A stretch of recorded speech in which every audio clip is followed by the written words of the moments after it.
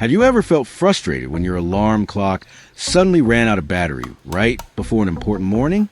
Or felt it was such a waste of money to take it to a shop just to replace a tiny battery? Don't let these little problems stress you out. Welcome to today's awesome video, where I'll guide you step by step on how to replace your alarm clock battery at home. Quickly, easily, and without spending much. With just a few simple tools, you'll turn your sleepy clock back into a perfectly timed wake-up machine in no time. Ready? Let's get started. I will try replacing it with a new battery. After inserting the new battery, the clock immediately came back to life and started ticking normally again. The hands moved smoothly, and the alarm function worked just like before. Proof that the battery replacement was a complete success. And with this old battery, I'm not throwing it away. Instead, I'm going to bring it back to life. First, let's check the battery's voltage to see if there's still any power left inside. I'll use a multimeter and set it to the DC voltage mode. Then place the red probe on the positive terminal and the black one on the negative.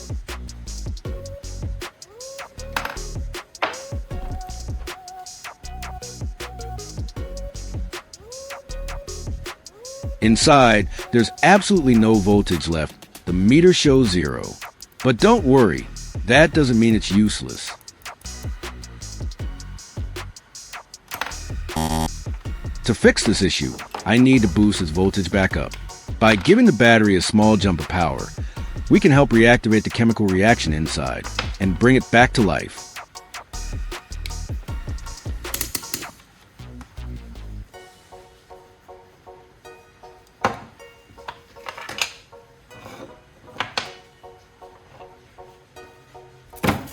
In today's video, I'll show you how to use aluminum foil to boost the battery's voltage. This simple yet clever trick can help revive a completely dead cell, giving it just enough energy to work again. No special tools needed, just a small piece of foil and a bit of patience. Let's see how it's done. First, tear the aluminum foil into small pieces and roll each one into a tiny ball.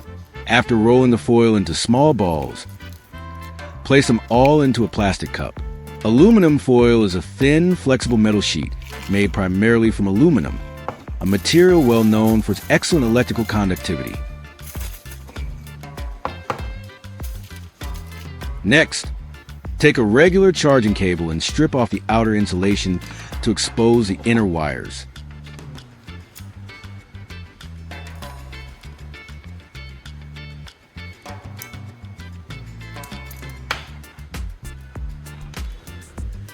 You'll usually find 4 wires inside: red, black, white, and green.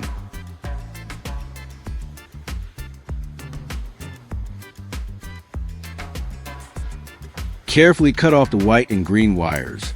We won't need those. Keep only the red and black ones, since they're the positive and negative lines that will carry the power for our voltage boost.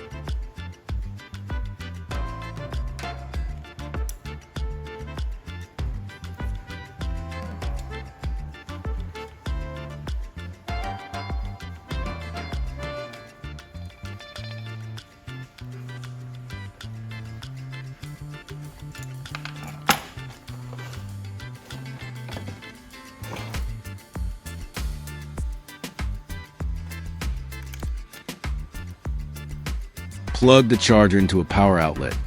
Then use a multimeter to check the output voltage.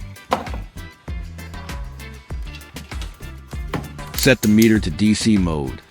Touch the red probe to the red wire and the black probe to the black wire.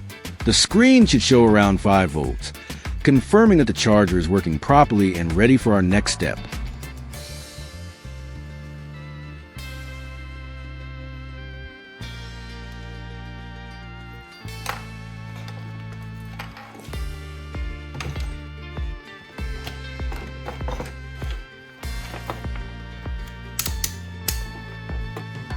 Next, take a small piece of aluminum foil and connect it to the red wire.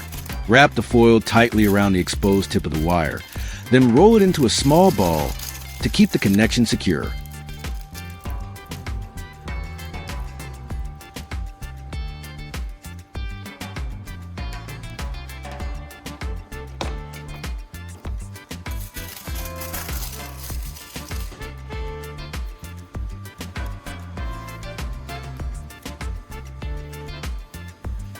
Now, take the black wire and connect it to the negative terminal of the battery.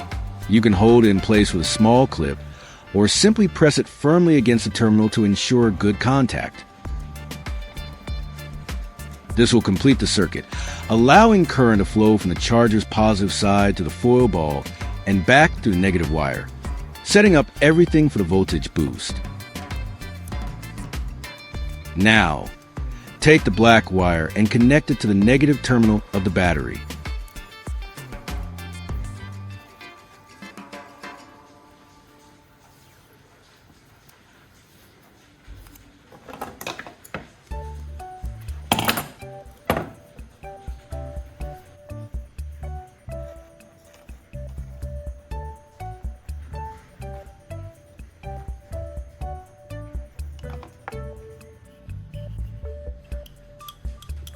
Next, use a binder clip to hold the battery securely in place. This type of clip works perfectly because it provides strong pressure and keeps the wires from slipping off.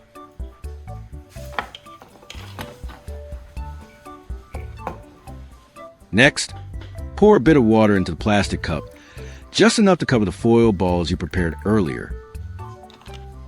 Then add a small spoonful of salt and stir it gently until it dissolves. The salt water will act as an electrolyte, helping electricity flow more easily during the boosting process.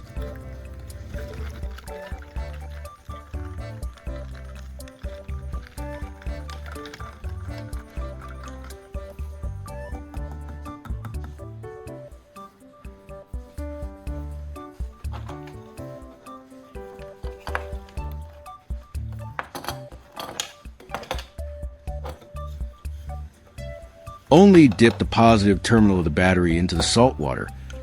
Keep the negative terminal dry. This ensures that the current flows correctly without causing a short circuit, making the voltage boost safer and more controlled. Now it's time to connect the power source. Once everything is in place, carefully plug the charger into the outlet. You might see a few small bubbles forming in the water. That's a good sign. It means the current is flowing and the reactivation process has begun. This method is surprisingly effective at boosting the voltage of a completely dead battery. By using the aluminum foil as conductor and the salt water as an electrolyte, we create a small, controlled flow of current that reactivates the chemical reaction inside the battery.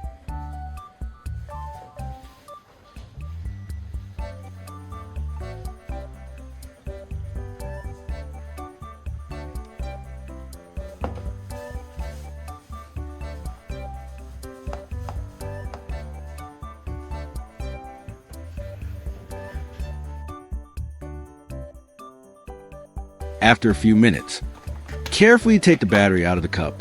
At this point, it should have absorbed enough current to regain some voltage.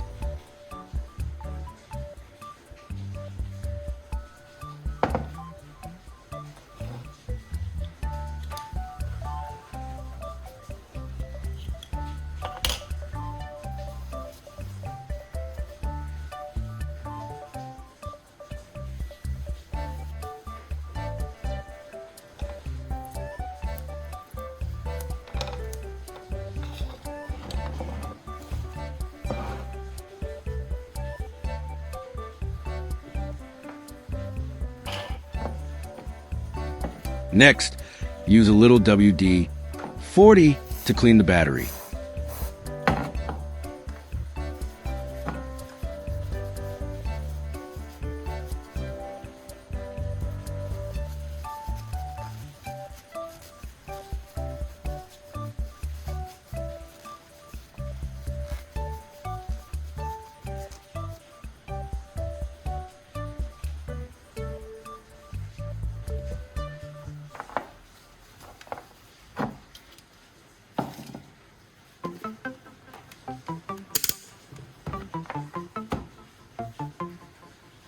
Now, let's measure the battery's voltage again.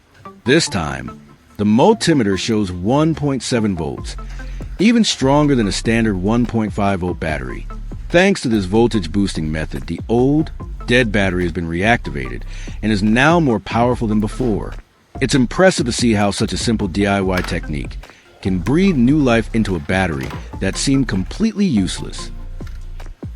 Finally, Insert the reactivated battery back into the alarm clock. Once in place, the clock immediately starts running smoothly and the hands move just like before. The alarm function works perfectly, proving that the voltage boosting method was a complete success. It's amazing to see a dead battery bringing the clock back to life.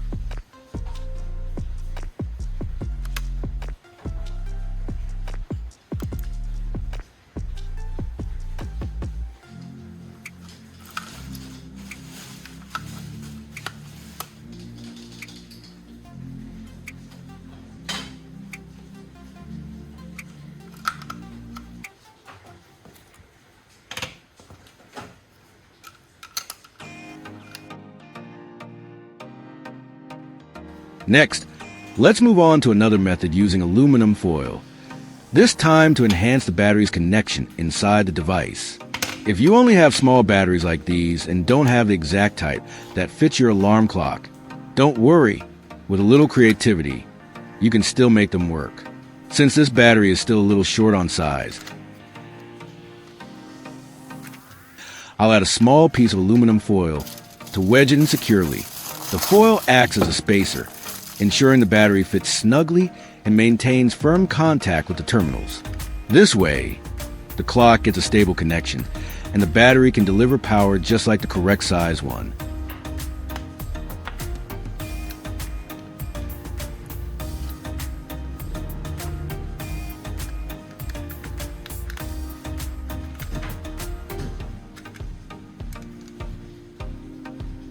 After inserting the aluminum foil to fill the gap, the alarm clock continues to run perfectly.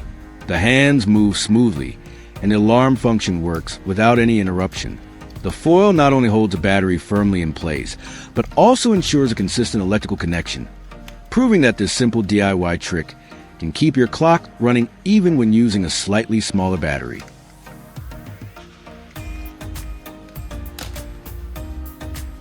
As for this button cell battery, it's too short to make proper contact on its own. Even with aluminum foil, the gap is too large for a reliable connection, so it won't power the clock effectively. I'll use a small piece of hot glue to help secure the battery in place. After securing the battery with the hot glue, I'll wrap it with a piece of aluminum foil. The foil acts as a conductive layer, bridging any remaining gaps between the battery and the terminals. Next, I'll insert this prepared setup, the button cell wrapped in foil and secured with hot glue, into the battery compartment alongside the other button cell.